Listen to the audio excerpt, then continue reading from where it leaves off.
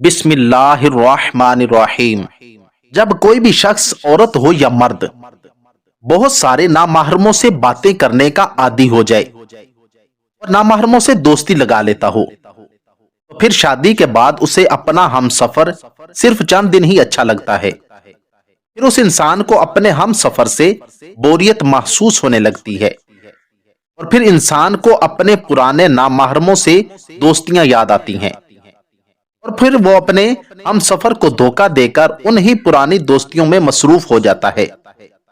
یہ بالکل حقیقت ہے کہ جو بھی شخص شادی سے پہلے بہت ساری دوستیاں لگا لیتا ہے تو پھر شادی کے بعد اسے صرف اپنے ہی شوہر یا اپنی ہی بیوی کے ساتھ ٹائم پاس کرنا، باتیں کرنا اچھا نہیں لگتا۔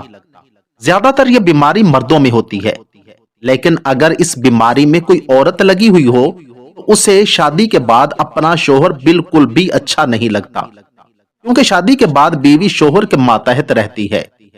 شوہر بیوی پر غلط بات پر غصہ بھی کرتا ہے۔ شوہر بیوی کے وہ نخرے نہیں اٹھاتے جو نامحرم دوست مزے لینے کے لیے اٹھا رہے ہوتے ہیں۔ تو بیوی اپنے دل کا بوجھ ہلکا کرنے کے لیے اپنے پرانے نامحرم دوستوں کو شوہر کی باتیں بتاتی ہے، اور یہ نامحرم شخص اس عورت کے بہت ہی زیادہ ہمدرد بن کر نرم اور اچھے مزاج کے ساتھ باتیں کرتا ہے۔ ایسی میٹھی میٹھی باتیں کرتا ہے کہ عورت اسے اپنے شوہر سے زیادہ اپنے لیے ہمدرد سمجھ لیتی ہے۔ حالانکہ یہ نامحرم مرد صرف مزے حاصل کرنے کے لیے اس شادی شدہ خاتون سے میٹھی میٹھی باتیں کر رہا ہوتا ہے اور اشارتاً یہ بھی کہہ دیتا ہے کہ میں تم سے بہت زیادہ پیار کرتا ہوں، میں تمہارے بغیر ایک پل بھی نہیں جی سکتا۔ حالانکہ یہ پیار نہیں ہوتا، صرف گناہ کا مزہ ہوتا ہے جسے شیطان پیار کی صورت میں عورت کو دکھا رہا ہوتا ہے، اور پھر اس گناہ کی نحوست سے بیوی کو اپنا شوہر بالکل بھی اچھا نہیں لگتا۔ شوہر کی ہر بات بیوی کو زہر لگنے لگتی ہے، اور پھر بیوی بس یہی چاہتی ہے کہ شوہر گھر سے باہر زیادہ رہا کرے تاکہ میں اپنے ہمدرد آشنا سے باتیں کر سکوں۔ میں نے یہ بات آج تبھی لکھی ہے کہ آج کل مجھے ایسی بہت سی باتیں سننے کو مل رہی ہیں، اس لیے تلخ حقیقت بیان کر دی۔ شاید کہ میری اس تحریر پر خواتین کو مجھ سے شدید اختلاف ہو، لیکن میں یہ بات واضح کر دوں کہ میری یہ باتیں سب خواتین کے لیے نہیں ہیں، بلکہ وہ خواتین جو غلط کرتی ہیں۔ اگر یہی محبت آپس میں ہو جائے تو کتنا بڑا اجر ہے۔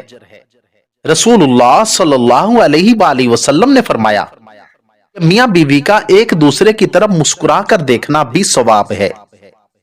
دونوں جب ایک دوسرے کو دیکھ کر مسکراتے ہیں تو فرشتے ان کے نامہ اعمال میں ایک ایک نیکی لکھ دیتے ہیں۔ پھر جب وہ ایک دوسرے کے قریب آتے ہیں اور محبت و الفت کی باتیں کرتے ہیں تو اللہ تعالیٰ ان پر اپنی رحمت نازل فرماتے ہیں۔